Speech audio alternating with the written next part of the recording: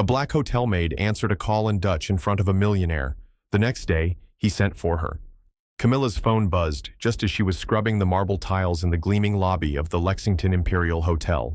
Normally, she'd never dare pick up a call while on duty, especially under the ever-watchful eye of Ms. Harrison, the supervisor who made it clear that janitorial staff were to remain invisible. But this number was different. It was from the admissions office, her seventh attempt to get into a graduate linguistics program overseas. This call could be the break she had waited years for. "Just a second," she murmured under her breath, slipping behind one of the tall, decorative planters. Her fingers trembled as she answered. "Camilla Evans speaking," she said in a hushed voice, trying to avoid drawing attention from the steady flow of guests around her. The voice that came through spoke in fluent Dutch. It was Dr. Hendricks from Leiden University. Without hesitation, Camilla responded in the same language, her words smooth and confident as they dove into the intricacies of her submission. "Mijn motivatiebrief was misschien te laat aangekomen," she said, worried her motivation letter hadn't arrived within the deadline. As she continued speaking, the noise around her seemed to fade, replaced by a strange stillness. She slowly turned and saw Mr. Franklin Chase, the billionaire owner of the entire hotel group, watching her with raised brows. Standing beside him was Ms. Harrison, her mouth slightly open in disbelief, her expression quickly hardening into scorn. Camilla's heart pounded. "Ik bel u later terug, dank u wel," she said quickly, ending the call. "Evans, my office, now." The manager's clipped tone left no room for protest. The walk to the basement-level admin room felt like a slow descent into judgment. She could feel eyes trailing her, some filled with sympathy, others with veiled glee. At 31, Camilla was the only black woman on the janitorial team with a college degree, a fact Ms. Harrison conveniently dismissed every chance she got. "You're well aware of protocol, Evans," the supervisor snapped once the door shut behind them. "No personal calls during shifts, especially not in public spaces." "It was Dutch," Camilla said quietly, correcting her assumption. "I don't care if it was alien gibberish," Harrison retorted. "All I see is the owner catching a maid chatting on the job when she should have been invisible." The injustice burned like acid. The white receptionist casually answered personal calls during shifts without ever facing consequences. But Camilla had seen this pattern before. She knew exactly what this was. "You'll be reassigned to the South Wing restrooms at the conference annex for the next 90 days, Ms. Harrison said coldly. "Maybe down there you can show off your language skills without humiliating the hotel." Her stomach dropped.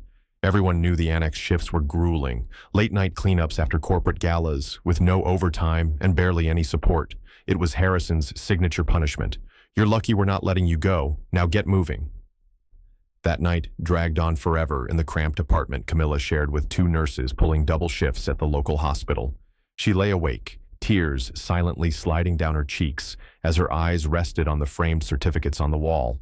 Her linguistics diploma from a public university in D.C., alongside translation awards from language institutions abroad. 6 years of mopping floors while chasing a dream of a master's degree that always seemed just out of reach. 6 years of submitting resumes that vanished into silence after each in-person interview revealed who she was. The next morning, she showed up early, uniform spotless, posture firm, determined not to show weakness. That's when the call came. "Camilla Evans," called Madison, the front desk supervisor, glancing up from the switchboard. "Human Resources wants to see you immediately." HR was located on the top floor, just down the hall from the executive boardrooms, a place where janitorial staff rarely, if ever, stepped foot. Inside the elevator, Camilla stood like a shadow among high-powered execs, casually chatting about mergers worth millions, none of them acknowledging her presence. "Evans?" the HR director asked as soon as she stepped inside the glass-walled office. "Have a seat." She sat, tense, preparing to be dismissed. "Mr. Chase has asked to meet with you directly." The billionaire's office was palatial, larger than her entire apartment. Franklin Chase, 47, was a legend in hospitality, known for reviving dead-end resorts into global sensations. Now he was flipping through a file with her name on it. "Dutch, Mandarin, French, Italian. That accurate?" he asked, eyes scanning the page. Camilla nodded, still in disbelief. "How did you—" "I asked for your file the moment I heard you speaking yesterday," he cut in. "You have an honors degree in linguistics from Georgetown, speak 6 languages, including 2 from Asia, and you've been cleaning this hotel for over half a decade." What Camilla didn't realize was that the phone call in Dutch wasn't some random moment. What no one at the Lexington Imperial could have known was that this single act of speaking her truth would expose something deeper, a long-standing system that kept gifted people like her stuck behind mops and silence. If the reality of workplace bias like this stirs something in you, stay tuned to learn how a single conversation in a foreign language triggered a ripple effect no one, least of all the billionaire watching from the sidelines, ever saw coming. For a few moments, the office was wrapped in complete stillness. Camilla stood motionless, her mind racing to absorb what she'd just heard. Franklin Chase didn't just know her name, he knew her. Not as the silent woman pushing a cart down the hallway, not as the invisible maid no one acknowledged, but as a person. 6 years, he repeated, closing the folder and folding his arms. So tell me, how does a linguist with a degree from Georgetown end up scrubbing bathroom tiles at one of my flagship properties instead of managing global communications? Camilla took a steady breath. I applied to the International Relations Division here, 51 times to be exact. Never heard back. I submitted 13 internal transfer requests, all denied. By whom? Ms. Harrison and Mr. Blake, the operations director.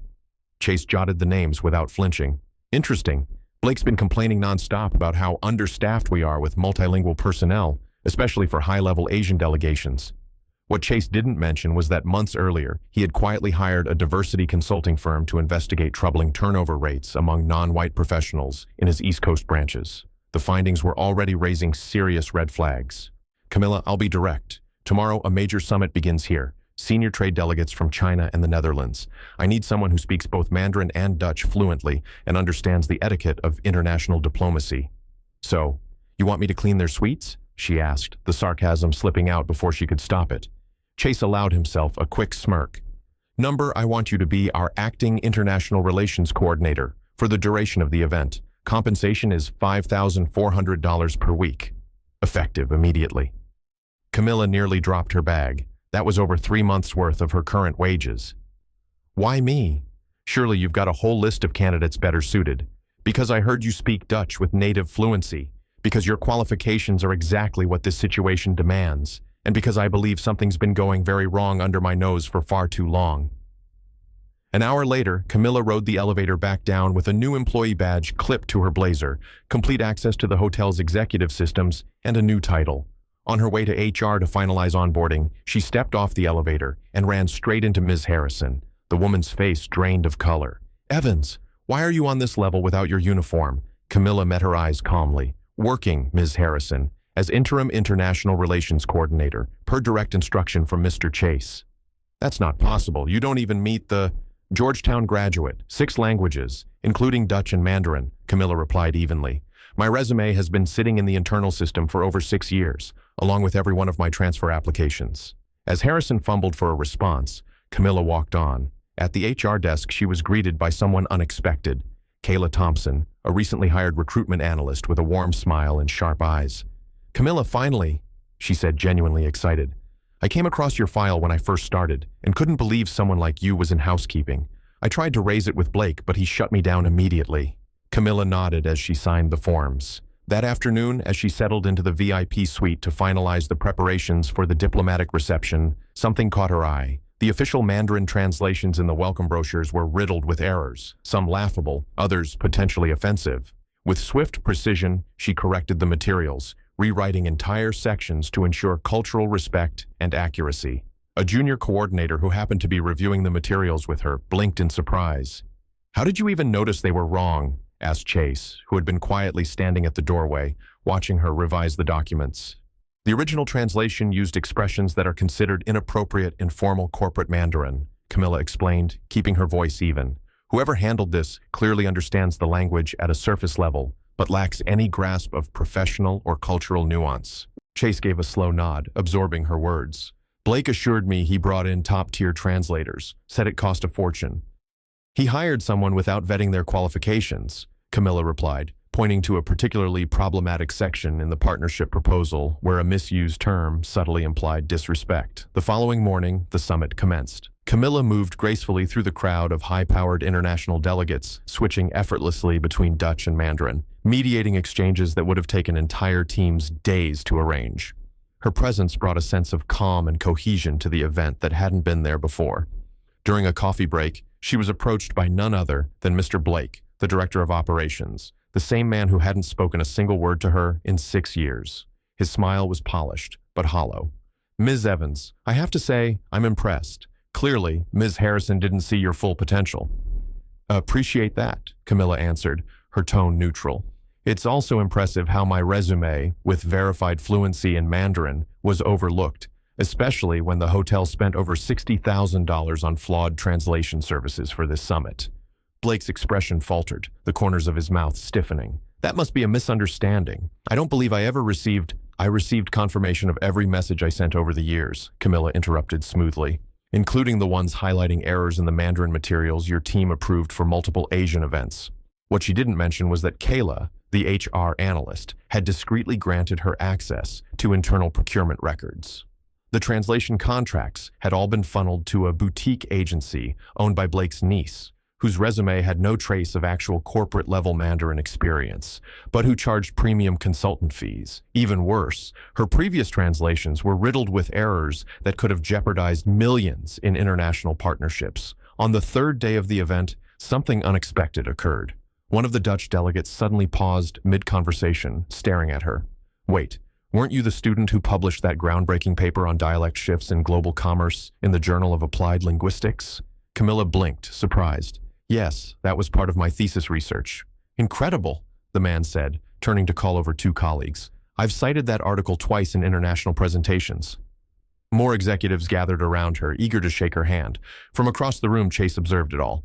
He noticed the way Blake fidgeted with his tie, suddenly uneasy. What Blake failed to realize was that while he played the part of the smiling executive, Camilla had already begun to pull on the threads of something far bigger. What was unfolding wasn't just a vindication of her talent. It was the unraveling of an entire framework of favoritism and exclusion. She wasn't just exposing errors, she was quietly dismantling a pipeline that diverted opportunity away from qualified employees of color and funneled it toward unqualified relatives under the cover of polished resumes. What no one at the Lexington Imperial Hotel had grasped yet was that the black maid who answered a phone call in Dutch hadn't arrived in the spotlight by luck. Behind what looked like a simple job transfer, a quiet storm was forming, one that would not only redefine Camilla's future, but force an entire corporation to reckon with the walls it had spent years building to keep talent like hers locked in the shadows.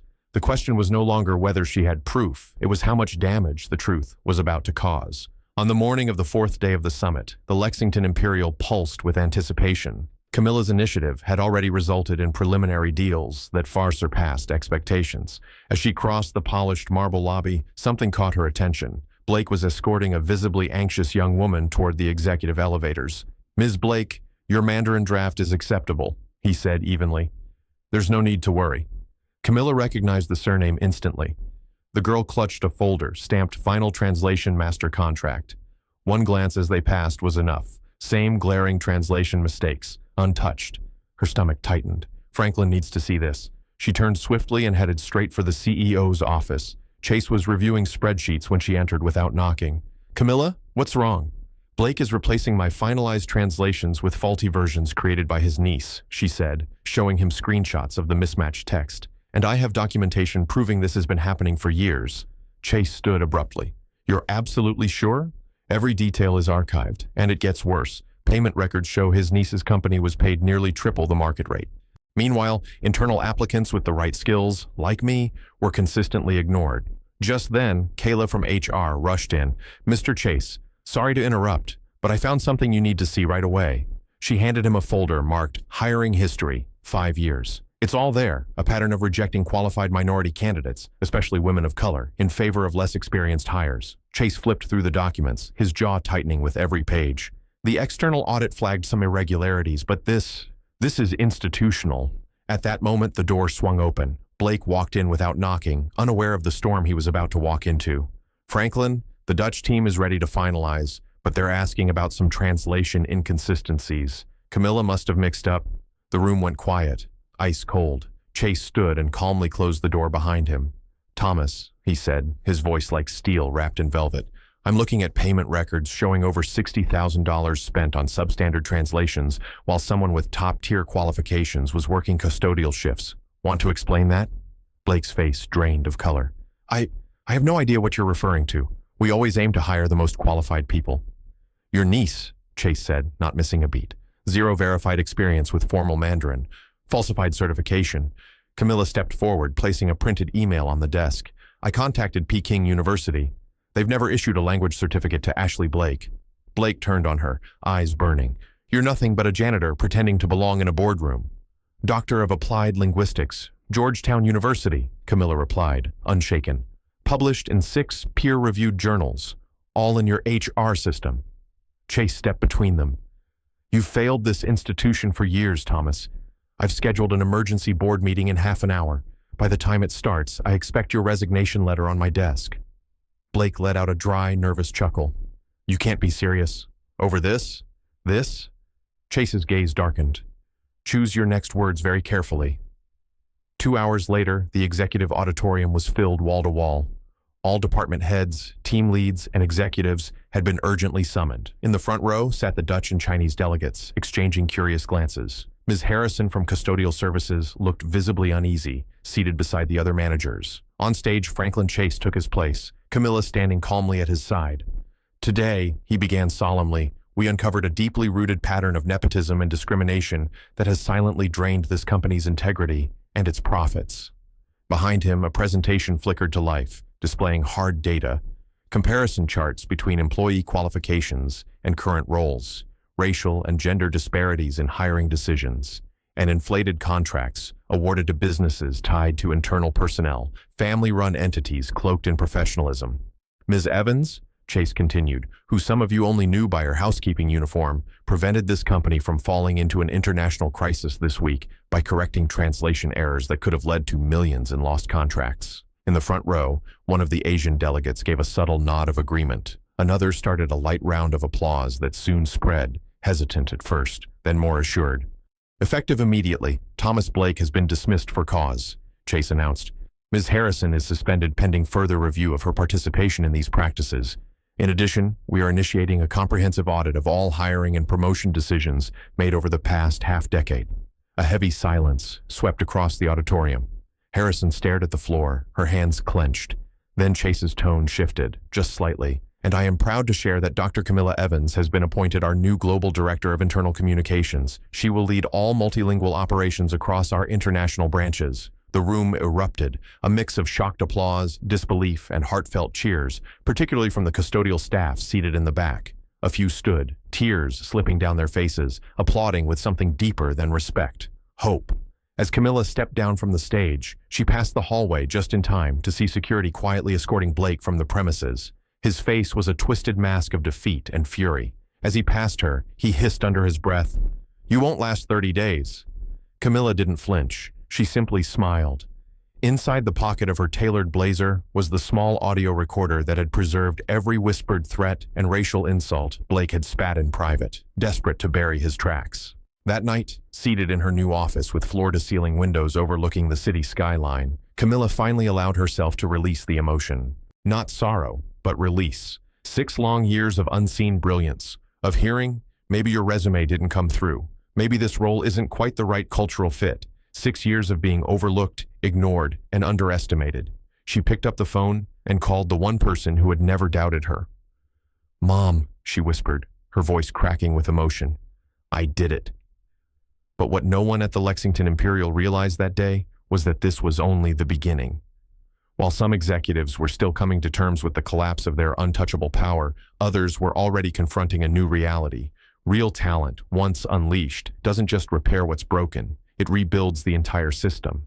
The fall of Blake and the corrupt web he wove wasn't the end of the story. It was the start of a sweeping transformation, one that would ripple through not only that hotel chain, but the very foundation of the hospitality industry across the country. And it had all begun with one unexpected phone call, spoken in Dutch. Half a year had passed since the moment Camilla answered that call in the lobby of the Lexington Imperial. What once felt like a quiet act of defiance had blossomed into a silent revolution spreading across the American hospitality industry. Her office now sat high above Manhattan on the 32nd floor, its panoramic windows overlooking the skyline. A modest brass plaque on the walnut door read, Dr. Camilla Evans, Vice President of Global Diversity and Cross-Cultural Affairs. Her monthly salary had entered 5-figure territory, but the real shift wasn't financial. It was systemic.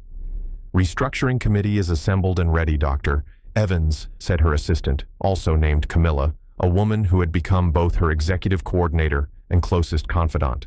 All regional managers are on the line.